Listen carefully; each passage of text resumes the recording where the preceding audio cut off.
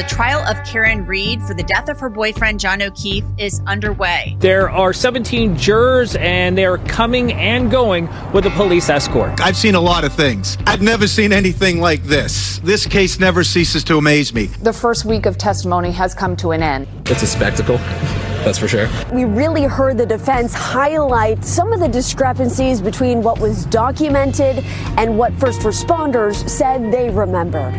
There are a lot of issues in this case. Proctor was improperly searching Karen Reed's cell phone for nude photos. The fact that the investigation wasn't thorough provides a big wrinkle in the prosecution's case. They're supposed to be creating this reasonable doubt, and they're doing exactly that. Everybody wants to know, us included, why he wouldn't go inside that home on the night that the body was discovered. There are more people here at the beginning of this than at the beginning of Johnny Depp's trial.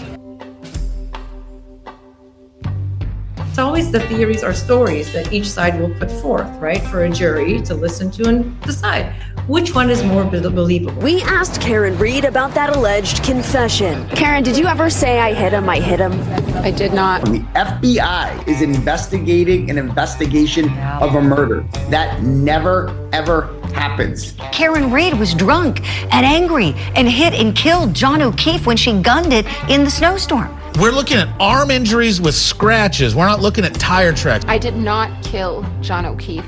I've never harmed a hair on John O'Keefe's head. Defense attorneys learn in school, first class, the most important thing you can do is identify and select stupid juries. We're not concerned about any of the witnesses. None of the Commonwealth's witnesses are concerning us. Karen Reed is facing up to life in prison. I just hope justice is served for either one, whatever it is, you know. The fate of her life is not in her hands anymore. It's not in the hands of her attorneys. It's not in the hands of the prosecutor. It's in the hands of the jury now. Free Karen Reed! Free Karen Reed! Free Karen Reed! Free Karen Reed! Free Karen Reed!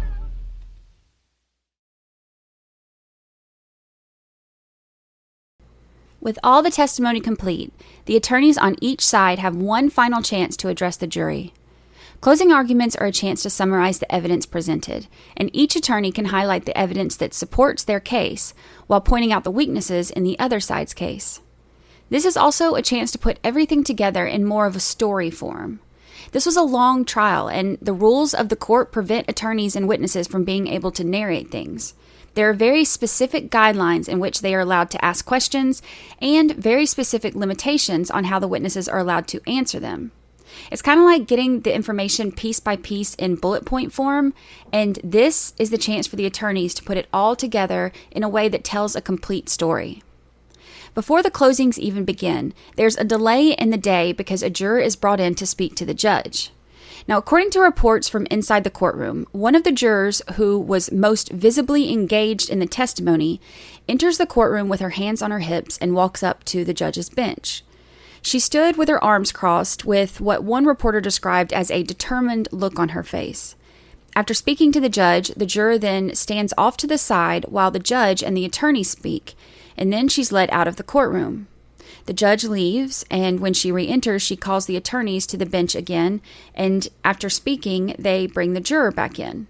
Now, we don't have any idea what's going on all during this time. The cameras aren't allowed, so everything that's happening during this entire delay as they're bringing the juror in and then back out, and the judge and the attorneys talk, and then they leave, all of this that's happening, we don't get to see. So we're following the reports of the reporters that are actually in the courtroom at this time, having no clue what's going on. When the juror walks back in, she stands with her hands on her hips as she listens to the judge, who informs her that she's being dismissed. The reporter said that she exited looking very unpleased. When the rest of the jury is brought in, they're told that the juror was dismissed because of something personal to her, and the dismissal will have no impact on the others. The judge reminds the jury that the closing arguments that they are about to hear are not evidence, and she asks them to put away their notes and just listen. In the tiny courtroom, directly across from the jury, Brian Albert, Jen McCabe, and Colin Albert sit behind the O'Keefes. There was a lot of talk about this decision and whether it was a good choice for the prosecution or if it would be beneficial for the defense. We know from testimony that Jen McCabe was friends with John O'Keefe, but Brian Albert and Colin Albert weren't. In fact, they barely knew him. Brian Albert even said that he had only hung out with John in social settings a couple of times, and Colin basically only knew him as a neighbor. So why were they there? I think it was strategic. If you think about the defense's theory, these are the three people at the very center of what they say really happened that night. Colin Albert with his temper and his tendency to fight, and Brian Albert, who owned the home where John was found, and owned the dog that the defense says attacked him. And of course, Jen McCabe, whose Celebrite report shows a Google search for how long to die in the cold at 2:27 a.m. I think that having these three key people in the courtroom during closing arguments, directly across from the jury, sitting with the O'Keefes, was a message to the jury, letting them know that the O'Keefes don't believe the defense's theory, so they don't want the jury to either. So first up is the closing arguments for the defense. Attorney Alan Jackson has 1 hour to address the jury, and he starts out by giving what will be the theme of his whole argument and the defense's case. Look the other way. Look the other way. 4 words that sum up the Commonwealth's entire case. 4 words that sum up the hopes of those who have tried to deceive you. Conflicts of interest? Doesn't matter. Just look the other way. Magic hairs, magic glass. Look the other way. Late night calls and Google searches, falsified affidavits, inverted videos, and butt dials galore. Just look the other way. That's what they want. That's what they're counting on, but the uncontrovertible fact is you have been lied to in this courtroom. And your job is to make sure you don't ever look the other way. Your singular duty is to stare down the evidence and do it unflinchingly and do it unwaveringly. You see, you're the only thing standing between Karen Reed and the tyranny of injustice. It's a job you didn't ask for, probably a job you didn't want. But it's the greatest responsibility we have as citizens here in America. Lest the government stop answering to us and we start answering to the government. And woe betide any one of us who might find ourselves in the crosshairs of a Michael Proctor. Jackson continues with a quote about how telling one lie can make it easier to tell another, and then another, until these lies and exaggerations and untruths grow and take over. He tells the jury, that, folks, is how a cover-up is born. Jackson says that when Proctor was addressing his friends, thinking that nobody would ever see or hear it, he said that he would make this case cut and dry, no matter the truth, and that he would put serious charges on the girl, which Jackson says is him saying that he plans to pin it on the girl. He lists off witnesses, the Alberts, the McCabes, Higgins, Lank, Proctor, Buchanan, Tully. He says that you don't have to wonder if they would lie, but rather how many times they lied. Because over and over and over, they and others were caught deceiving the jury on big things and small things, with no fear and without blinking.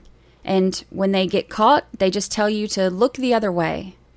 He tells them that they may be thinking, how could this happen? And then he walks through how to form a cover-up. Well, let's count the ways, shall we? Handpick your investigator. Make sure it's someone we know, someone on our side. Keep him close. Offer him help. Offer him a gift. Have secret friends and family meetings. Get your story straight. Delete your call history. Make mysterious phone calls at 2:22 a.m. Delete Google searches. Monitor police activity. Get rid of evidence. Get rid of your dog. Destroy your phones. Destroy your SIM card. For the investigator, decide on a narrative early on. Don't go to the crime scene. Don't take witnesses in for questioning. Question all the witnesses together. Ignore witnesses who don't fit your narrative. Allow friends and family to contact those same witnesses. Don't record interviews. Write vague and false police reports. Omit witnesses' names. Omit witnesses' interviews altogether. Don't photograph the evidence. Don't conduct any forensics. Don't document the evidence. Don't document the logs. Don't create any logs whatsoever, and don't maintain a chain of custody. Keep all the evidence in the hands of one person and then manipulate that evidence, including videos. Don't turn over videos. invert videos, turn 4:16 p.m. into 5:30 p.m. in affidavits, turn 3 pieces of taillight into 5 pieces of taillight, delete 42 minutes of surveillance footage, hide personal relationships, make this case cut and dry, and ensure the homeowner, quote, never sees any shit because he's a Boston cop. But most importantly, pick your patsy and pin it on the girl. It's not that it could happen. It's that every single one of those things I just mentioned did happen right in front of you. Jackson says that the government picked a narrative and then tried to form a prosecution around the narrative without any actual evidence. They just threw everything they could to see what sticks, dragging her through the mud and attacking her character in an attempt to vilify her to the jury. He points out that the video of Karen and John at C.F. McCarthy's and Waterfall that night showed them happy and affectionate, and he says that if an argument with a loved one is motive for murder, folks, we're all in trouble. Jackson questions the reliability of the witnesses who didn't see John go in the house, pointing out that they are all either related or committed to the Alberts in some way. And he says that some were in the kitchen and wouldn't have seen him anyway. And he reminds the jury that Higgins said that he saw a tall, dark-haired man walk in the house, saying that he only admitted this when he temporarily forgot the narrative. He points out that the Apple Health data showed 80 steps and 3 flights of stairs, which matches up with walking to the house and into the basement, and the steps that were recorded on John's phone at 12:36, at which point he said that Karen had already left. Jackson continues to go through the inconsistencies, including Jen McCabe saying that she kept looking out the window at Karen's SUV until 12:50, and the calls to John's phone back-to-back that she said were butt dials. And then he says that he wants to talk about what actually happened that night. So Jackson walks the jury through what he believes happened. Higgins sent flirtatious texts to Karen, who had no longer any interest in him since she and John were back to working things out and being committed. And he says that Higgins didn't like being ignored. And 5 or 6 whiskey drinks in that night, his anger flared over it. He points out the Waterfall tape where you can see Higgins by the door, pointing over at John and motioning for him to come on.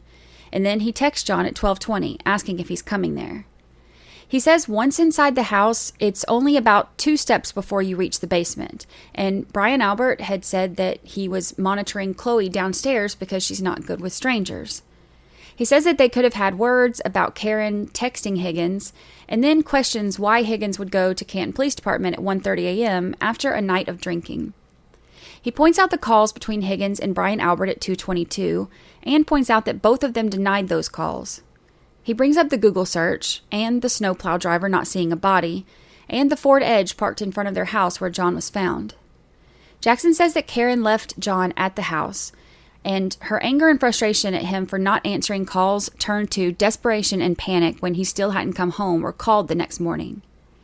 He reminds them that Officer Barrows, who has no affiliation with Canton Police Department or the Alberts, testified that the taillight was cracked but not completely damaged, and he shows the video of Karen leaving the house when she hits John's car in the driveway, pointing out that the taillight in the video at that time matches his description. Jackson said that Proctor being on this case was like hitting the jackpot for the Alberts because he didn't just draw a thin blue line. He erected a tall blue wall, protecting the Alberts and causing a long line of evidence that is constantly changing and evolving, like saying that there was no plow drivers on Fairview that night, falsifying what time they picked up Karen's car from her parents' house, and the Sallyport video missing the time when the car is pulled in and Proctor is standing back there by the taillight. He reminds them of the inverted Sallyport video, and that there was no taillight pieces found during the initial search, the issues with the pieces that were later found, and how 3 pieces of plastic taillight suddenly became 5 without any documentation. Jackson says that the Commonwealth has no evidence that Karen Reed hit John O'Keefe with her car, and that every piece of material evidence in the case proves the opposite. He reminds the jury of the medical examiner's testimony and how the manner of death couldn't be determined. The doctors who said that the wounds were from a dog, and the independently hired ARCA experts who said the damage to the car and the injuries to John O'Keefe were not consistent with each other. All of these things point to her innocence.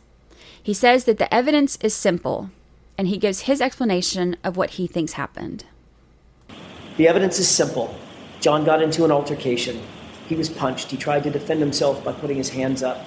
He may have even scratched his own nose by putting his hands in front of his face to defend himself. His hands were bruised and covering up.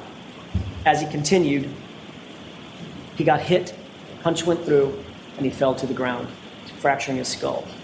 At some point during that altercation, the dog got a hold of him, and the dog was pulled away. Every single injury is answered. Every single injury is explained by that.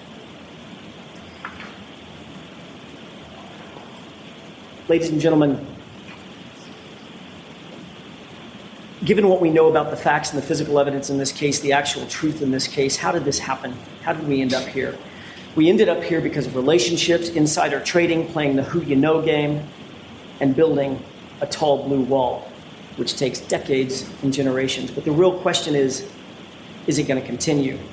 Will this festering malignancy that allows a lead detective and his supervisor to gloat and sneer while looking over naked pictures or looking for naked pictures of the woman that they've targeted, will that continue?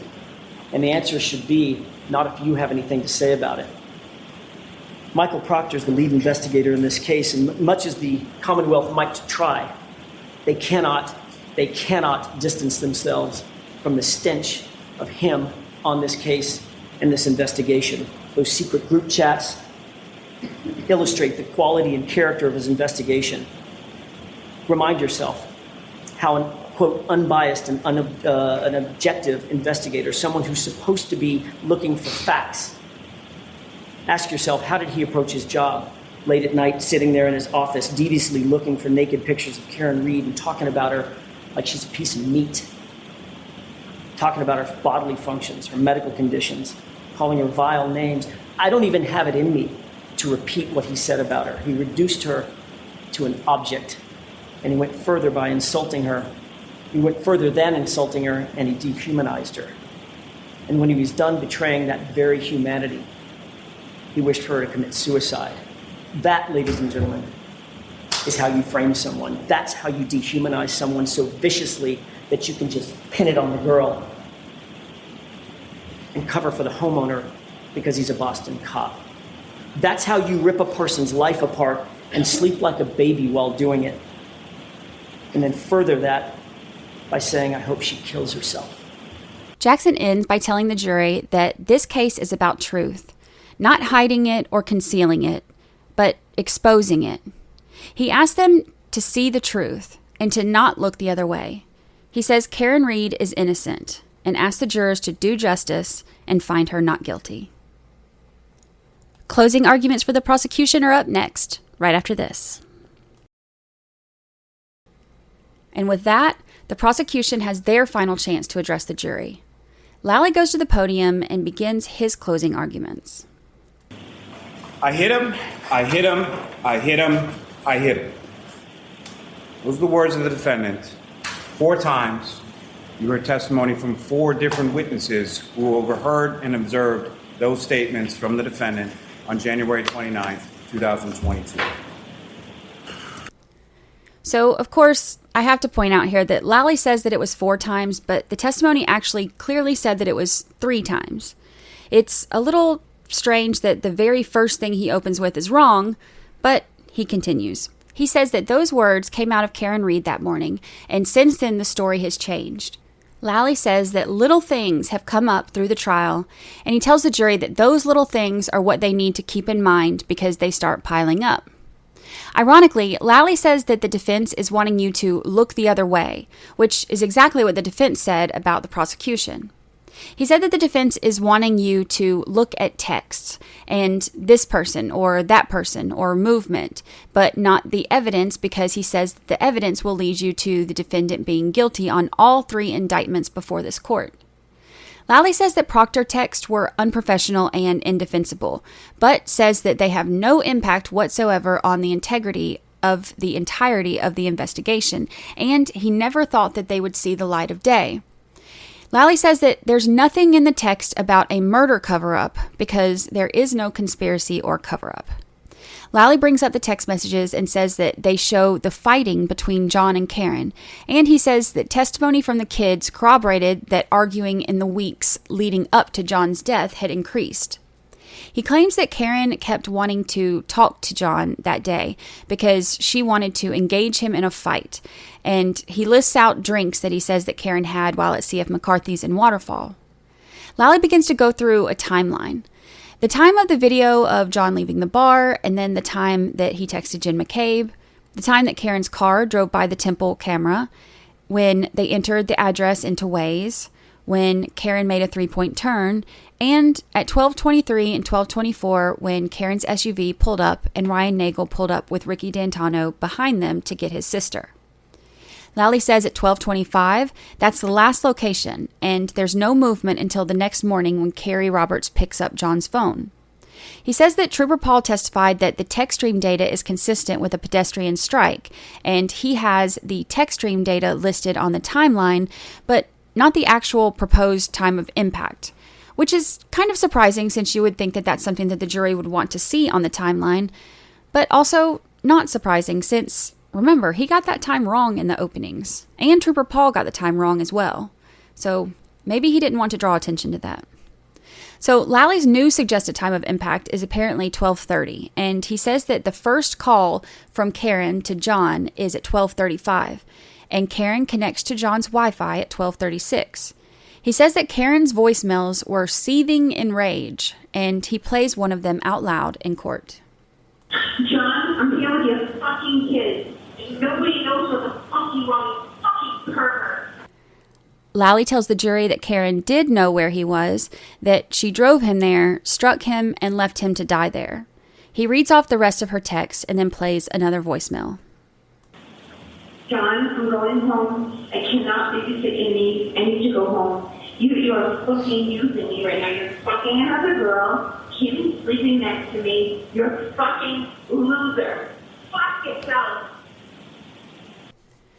Lally continues through his timeline, saying that Julie Nagel left around that time and saw a black blob that she didn't think much of.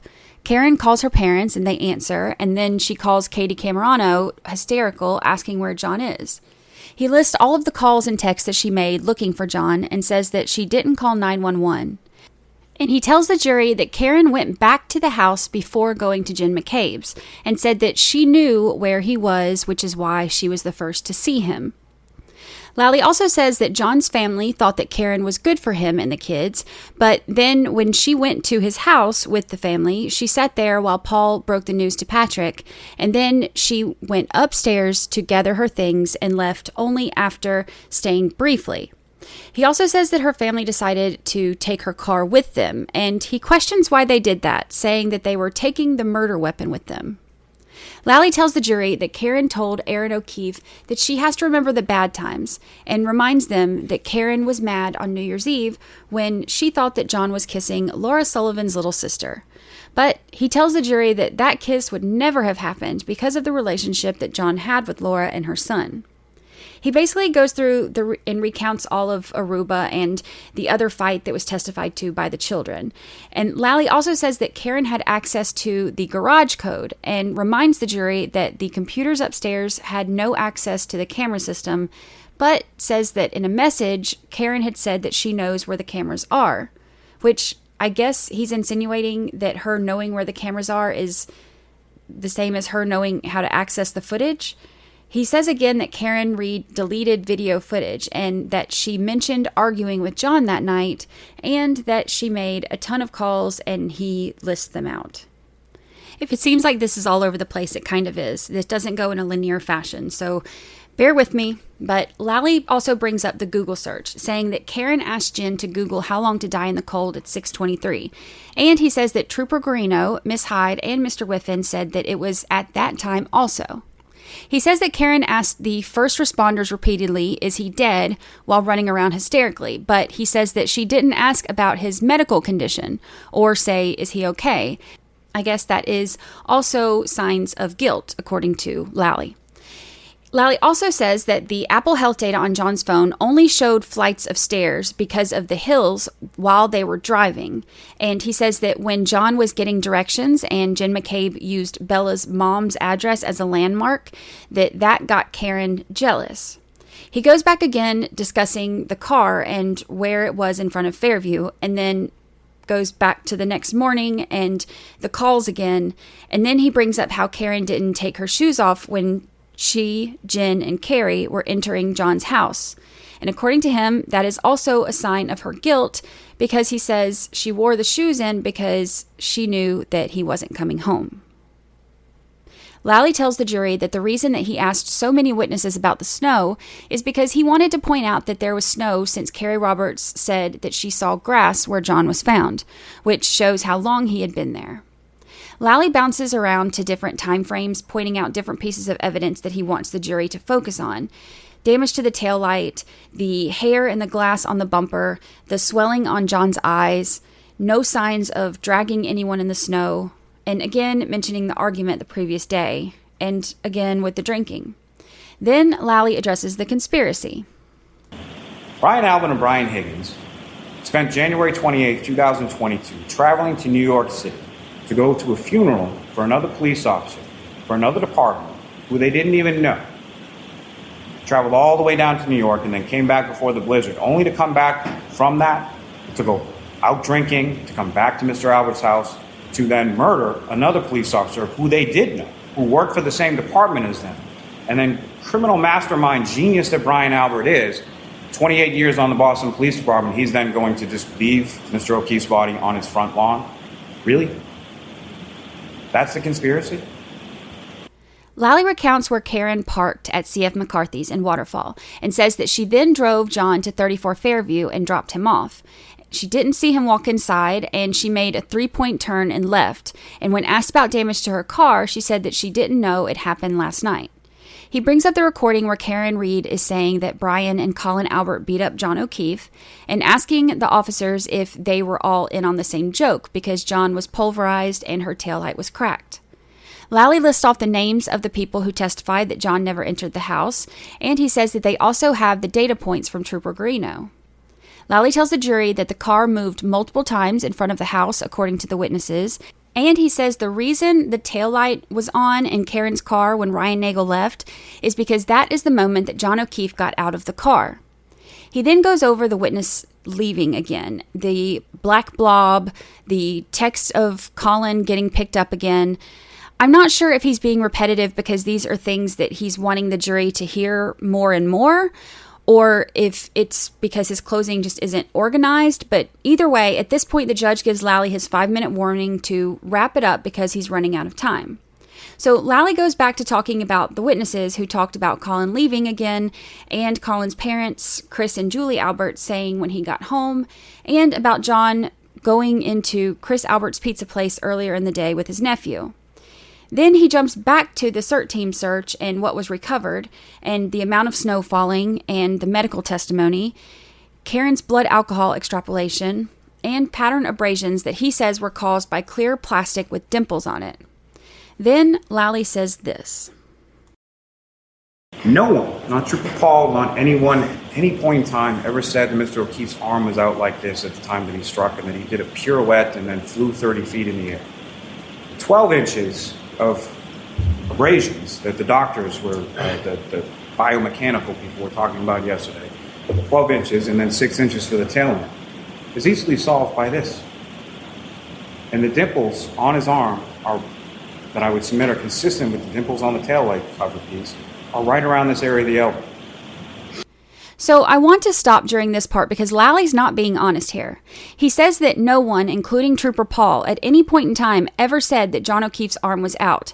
That's not true. Trooper Paul did say it multiple times, and Jackson even made sure to have Trooper Paul demonstrate the arm being held out during cross-examination. I won't stop now to play the clip, but I did play that clip in the previous episode twice. Lally continues on and brings up the DNA on the taillight housing and drinking glass, the DNA on John's clothing, the hair and the mitochondrial DNA testing, the microscopic taillight pieces. At this point, the judge tells Lally that he is now down to 1 minute to wrap it up. And At this point, Lally shows a photo of the cracked taillight in the dash cam video next to the taillight from the Sally port. Now, this is also ironic because the defense also showed the taillights side by side, though their presentation was a still of the car leaving the driveway at 5:08 the next morning next to the Sally port picture.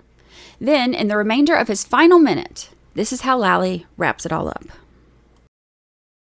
No one, not Trooper Paul, not anyone, any point in time ever said that Mr. O'Keefe's arm was out like this at the time that he struck and that he did a pirouette and then flew 30 feet in the air. 12 inches of abrasions that the doctors were, the biomechanical people were talking about yesterday, 12 inches and then 6 inches for the tail end, is easily solved by this. And the dimples on his arm are, that I would submit are consistent with the dimples on the taillight cover piece, are right around this area of the elbow. So that's it. The jury takes a break and they come back for jury instructions from the judge. The jury instructions can seem kind of long and wordy, but it's a very important part of the process because this is the only guidance that the jury receives when it comes to their deliberations. And this is how the court provides the jury with instructions about the law that they must apply and the basic procedures of what happens. So the indictments are also explained at this time, and Karen has been charged with 3 separate indictments. Count 1 is second-degree murder. Count 2 is vehicular manslaughter while operating under the influence. And count 3 is leaving the scene of an accident resulting in death. So let's break this down a little bit. In order to find Karen Reed guilty beyond a reasonable doubt of second-degree murder, the jury has to believe that the Commonwealth proved the following. 1, that Karen caused the death of John O'Keefe. That one's pretty self-explanatory. They just have to prove that his death was because of her. And 2, they have to prove that Karen either intended to kill him, or intended to cause grievous bodily harm to him, or intended to do an act in which the circumstances a reasonable person would have known created a plain and strong likelihood that death would result. So basically, they have to agree that the Commonwealth proved that Karen hit him on purpose, whether it was with the intent to kill him or to seriously injure him, or if just given the circumstances, she knew that by hitting him, there was a strong chance that her actions would kill him. The big part of this one is all the intent. So count 2 is manslaughter while operating a motor vehicle under the influence of liquor. In this case, liquor just means alcohol. It doesn't have to be actual liquor. Now, in order to prove manslaughter while operating a motor vehicle, the Commonwealth must prove 5 elements.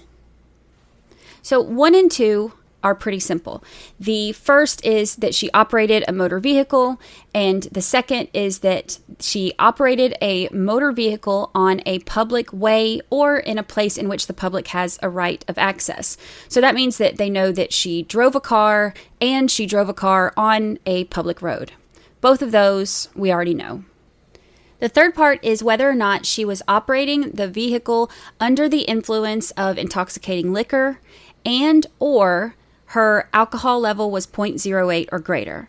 Now, with the extrapolation that they did, I know that there's some questions on how accurate that is and how the range is so big. So that part could be a little bit tricky for the jury. But operating under the influence of an intoxicating liquor, that one may be a little bit more self-explanatory. And for part 3, you only have to choose one. It can be and or. The fourth part is that she operated the vehicle wantonly or recklessly, which would likely result in grave danger, death, or serious injuries. The fifth part would be that she caused the death of John O'Keefe. Now, let's talk for a second about the wantonly or recklessly. Reckless in the legal sense here means that Karen would have been ignoring the fact that her manner of driving is very likely to result in death or serious injury, or if she's indifferent to whether someone is killed. It's considered reckless if she knew or should have known that her actions would pose a grave danger or death or serious injury, but decided to do it anyway. Count 2 also has lesser included offenses. A lesser included offense is a criminal term for a crime that's contained within a more serious crime. So basically, it has some, but not all, of the elements of the more serious crime. For example, armed robbery has 3 parts: theft, force, and a weapon.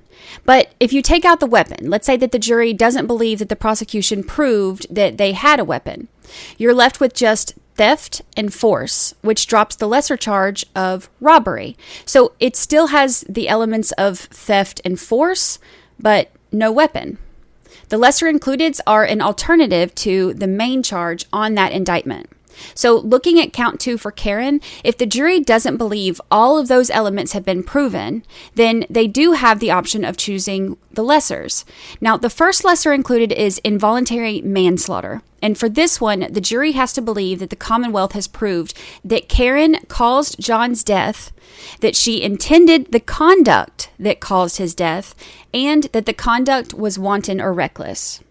The lesser included below that is motor vehicular homicide, and the elements of this one include operating the motor vehicle, being on the public roads, being under the influence, causing John's death, and, this is the different part, operating the vehicle in a negligent manner, which isn't as serious as reckless.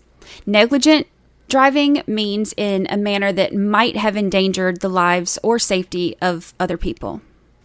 And finally, the third indictment is leaving the scene of an accident resulting in death. So for this one, same two things about operating the motor vehicle and driving on the public roads. This one also includes knowingly colliding with the victim, causing injury, failure to stop, and sought to avoid prosecution. So basically that she knowingly hit him, did not stop to help him, and left the scene so that she wouldn't get in trouble. Judge Canton tells the jurors that they will go to the jury room to deliberate, and the court officers will deliver them the exhibits in this case, as well as verdict slips. Now, this is where the case takes yet another twist and turn. The judge tells the jury that the foreperson, which is someone that she chose, will be given the verdict slips with the charges. She says that 12 jurors must agree before you have a decision as to any charge. She tells them that they must continue deliberating until they have reached a final verdict on each charge. I want to read that part again. The jury instructions say that they must continue deliberating until they have reached a final verdict on each charge. Now, she also says that the decision of the jury must be unanimous and that the foreperson should be certain that each member of the jury is in complete agreement with the verdict. After the final vote of the jury, the foreperson should check the appropriate boxes as to each charge, then sign and date the verdict slips and notify the court officer that you have reached a unanimous verdict. You will then be brought back into the courtroom where the foreperson will deliver the verdicts to the court. All of this happens on day 31 of trial. There are less than 3 hours of deliberations that day before the jury is sent home. The following day, day 32, the jury has their first question, and we all get excited. Turns out the question is only, can they be done in time to board the bus by 4 because of previously scheduled appointments? No problem there. After that, there's an issue that's brought up by the defense with the verdict forms. Now, Attorney Alan Jackson wants the verdict forms to be clearer with the lesser included charges. Remember that there's the main charge on the second indictment and then the two lessers. There's a not guilty box that the jury foreman can choose for the main charge on the indictment, but not on the lesser includeds. And Jackson says that that is unclear. Judge Canton disagrees, saying that if they think that she's not guilty on those, they just don't check the guilty box. Now, this gets heated in the courtroom, and with Judge Canton's unwillingness to budge on the subject, Karen Reed lets out a frustrated laugh or chuckle. And it's not audible, we can't hear it, but the judge sees it and isn't happy. Here's the exchange. All right, so why are we out here? Your Honor, I just saw the verdict forms, and as we discussed yesterday, the amendments that the court indicated it would make on the Oh, no. Okay, I did not say I'd make it. I said I'd think about it. I said I was tired and I needed to think about it. What you said before you were tired and you needed to think about it was you agreed that there needs to be not guilty options for the subordinate charges under count 2. I said that it made sense to me, but no, I did not change it upon looking at it because the verdict slip, this verdict slip as submitted to the jury, is exactly how it always is in Massachusetts. I ask a question then. I don't really care how it always is in Massachusetts. I care about whether or not it's appropriate. It's appropriate. Different things. It's appropriate. Let me make my argument, if you wouldn't mind, Judge, why it's not appropriate. For a superior charge, they have to decide that she is not guilty of the superior charge, and that is the starting point of whether or not she is guilty or not guilty of any subordinate charge, often called a lesser included. Once they decide that she's not guilty of the superior charge, now there's two additional charges that they've been instructed they must decide whether she's guilty or not guilty of. How do they decide that she's not guilty of the first subordinate charge, involuntary manslaughter? Okay. Anything else you want to say, Mr. Jackson? I'd like an answer from the court. How do they decide that she's not guilty of involuntary manslaughter on that verdict form? That's their decision to make. And how do they make it if they don't have an option to check a box that says not guilty? They don't check the box that says guilty, do they? And then when they go to the next block, they don't check the block that says guilty, and on the top, you're left with not guilty. Okay? So it's the absence of the check mark that the court determines is the not guilty finding by the jury. Yes, that's what the verdict slip reads. It reads not guilty. If they don't check block 2, 3, or 4, the verdict slip reads not guilty. Okay? That's how it is, Mr. Jackson. Well, and apparently that's how it's going to be because of the court's order. That is not how it should be, and it's over our strong objection. They need to see that there is a not guilty option for the subordinate charges. If they come back guilty on, for instance, involuntary manslaughter, that's immediately appealable. They didn't have an option on the verdict form to find her not guilty. It's almost like the court is directing a verdict of the subordinate charges. Okay. I disagree with you. Mr. Yannetti, you've seen verdict slips exactly like this. Okay? I actually haven't really. Have you had no lesser includeds? No, we've always had lesser includeds, but I have not seen a verdict slip there where not guilty is not an option for the lesser includeds. Okay. I disagree with you. All right. Excuse me. This is funny, Ms. Reed. All right. We're done. All rise to the court, please. A couple of hours later, however, the judge decides that some clarification on the instructions and the form is appropriate and agrees to do a supplemental instruction and clarification on the verdict form and even calls it a reasonable request. At this time, there's also a jury question. The jury asked to see the CERT search form. Now, the CERT team is the team that came and searched Fairview Road that evening, and unfortunately, there isn't one that they can see, so the judge tells them that they have all the evidence available. Day 32 comes to a close with no verdict. Day 33 comes and goes, and on day 34, a note is sent from the jury. The note reads that despite their exhaustive review of the evidence, and their diligent consideration of all the disputed evidence, they are unable to reach a unanimous verdict. Now, Judge Canoni gives each side the opportunity to argue if they think that there has been due and thorough deliberations.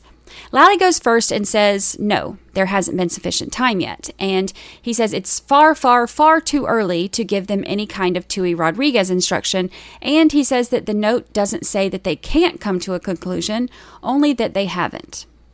Side note, a Tui Rodriguez instruction is an instruction given to juries in Massachusetts to encourage them to reach a verdict if they're deadlocked.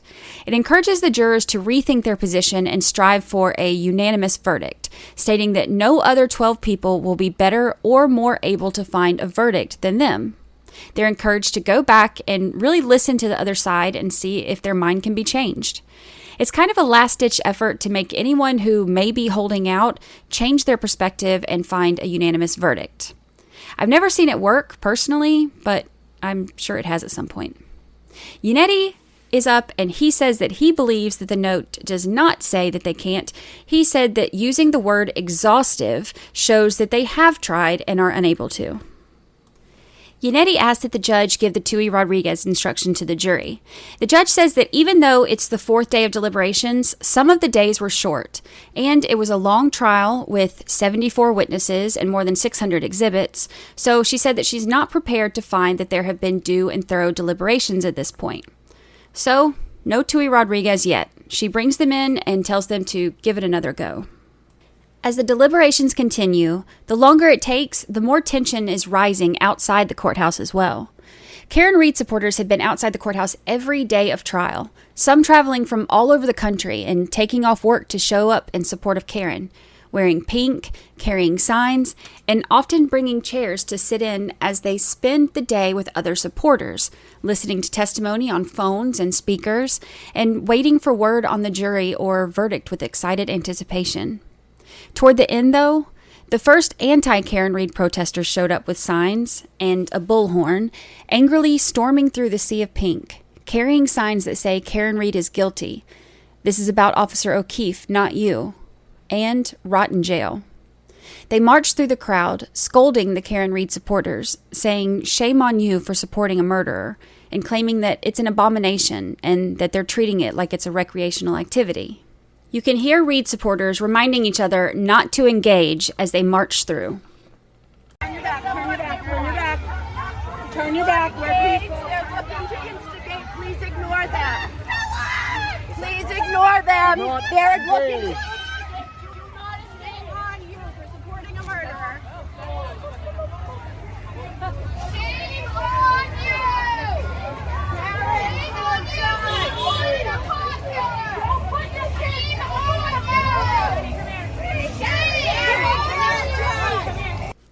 Day 34 ends with no verdict, and it's on a Friday, so the jurors have the weekend to get away from the case and the stress of it. Monday morning, deliberations continue, and the protesters are outside again, hundreds of Read supporters and about a dozen anti-Read protesters. The anti-Karen Read protesters were interviewed, and the things that they said on camera were very similar to the things that they say on social media. What would you say to the supporters across the street? They're brainwashed, they're hateful, and we support the family. And they're not looking at the evidence. They're listening to propaganda online that was put out by Turtle Boy. It's a tailgate party. This is so inappropriate. You guys don't have any relationship with Turtle Boy, do you? Any? Someone also brought up that some of the protesters have been seen in Free Karen Read gear and asked about that. I have to ask this question, to be fair. A lot of you guys have been photographed prior in Karen Read garb, supporting Karen Read. So what do you have to say to that? Has your opinion changed? I initially did think she was innocent, yes. And then I looked into it further and I changed my mind. If it's a hung jury, if it's a hung jury, if it's a hung jury, what's your reaction? While people outside the courthouse can't seem to agree on Karen's guilt or innocence, the same appears to be happening inside the courthouse as well. The jury sends another note to Judge Canton stating that they're deadlocked. So, jurors, I am in receipt of your note. Judge Canton, despite our commitment to the duty entrusted to us, we find ourselves deeply divided by fundamental differences in our opinions and state of mind. The divergence in our views are not rooted in a lack of understanding or effort, but deeply held convictions that each of us carry, ultimately leading to a point where consensus is unattainable. We recognize the weight of this admission and the implications it holds. Lally wants them to keep going, saying that it's a complicated case and they haven't had enough time. Yannetti disagrees. He points out that the note says that they have fundamental differences, not a misunderstanding of the evidence. The judge agrees that they've had time and agrees to read them the Tui Rodriguez instruction. And once again, they return to deliberations. More than 3 hours later, yet another note is sent to the judge. She brings the jury in, along with the attorneys, families, and Karen, and reads the note. Foreman, I am in receipt of your note. Judge Canton, despite our rigorous efforts, we continue to find ourselves at an impasse. Our perspectives on the evidence are starkly divided.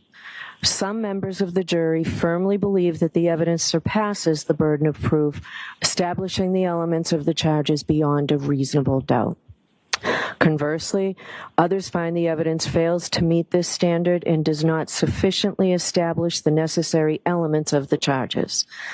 The deep division is not due to a lack of effort or diligence, but rather a sincere adherence to our individual principles and moral convictions.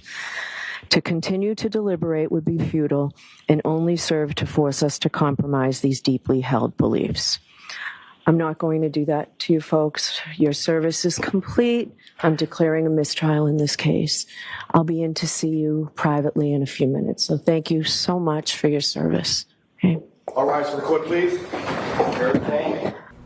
And that's it. There's no discussion with the attorneys this time, and the note isn't read until they're there with the jury, so that's it. Karen stands and hugs her family, and as Paul O'Keefe, John's brother, is walking out of the courtroom, he looks at Karen sternly and says something, at which point his wife touches him and tells him to stop. According to people in the courtroom, he said, quote, "I'm not done with you yet," end quote. A hearing is set for July 22nd to go over the status of the trial and to set a new date. And that's that. Or is it? Like everything else in this case, every time you think that things are about to calm down, it turns out they're just getting started. The reading of the note, followed by the immediate mistrial, all happened so fast. But was it too fast? On the next episode, we're going to get into all of the chaos that has happened since the mistrial was declared. And there's a lot of it. Jurors reaching out to the defense, claiming that they were unanimous on 2 out of 3 of the counts. One juror asked the judge to keep the jurors' names anonymous because he or she fears for their safety. Michael Proctor is suspended. Kevin Albert is put on paid leave. An internal affairs investigation is launched on Buchanan, Fanning, and Tully. And the town meetings in Canton start getting crazy. There's so much more to this story, and there's so much that's happened since the trial. We'll start getting into all of that next week. My name is Brandy Churchwell, creator of 13th Juror Podcast. If you're enjoying it, please leave us a review on Apple Podcasts and Spotify, and share this episode with your friends. For more information, photos, and episode guides, visit our website at 13thjurorpodcast.com.